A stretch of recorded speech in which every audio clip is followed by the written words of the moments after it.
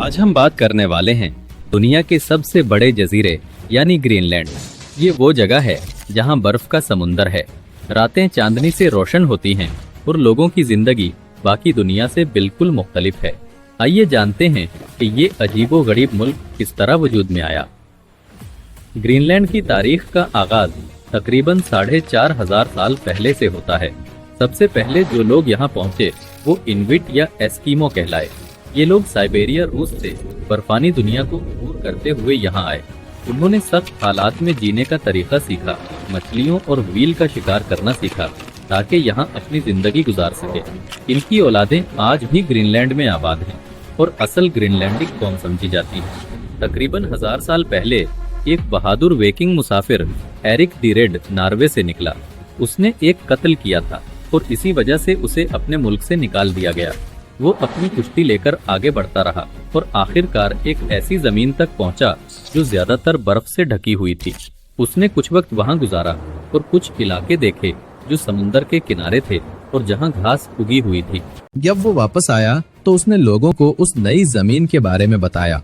लोगों को रागिब करने के लिए उसने उसका नाम रखा ग्रीनलैंड यानी हरी जमीन। उसका ख्याल था कि अच्छा नाम सुनकर लोग यहाँ आने और बसने के लिए तैयार हो जाएंगे। उसके बाद उसने मजीद वाइकिंग्स को वहाँ लेकर आया और एक छोटी सी बस्ती बसाई।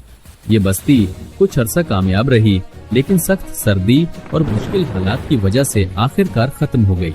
यानी ग्रीनलैंड का नाम एक वाइकिंग ने सिर्फ अपनी जमीन को अच्छा और प्रकशिश दिखाने के लिए रखा था। वक्त गुजरता गया। 18वीं सदी में डेनमार्क ने ग्रीनलैंड को अपना हिस्सा बना लिया।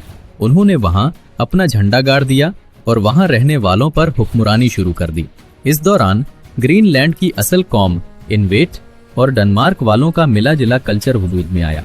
डेनमार्क ने वहाँ स्कूल, अस्पताल और दूसरी सहूलतें फराहम करना शुरू की। दूसरी जंग अजीम के दौरान जर्मनी ने डेनमार्क पर कब्जा कर लिया।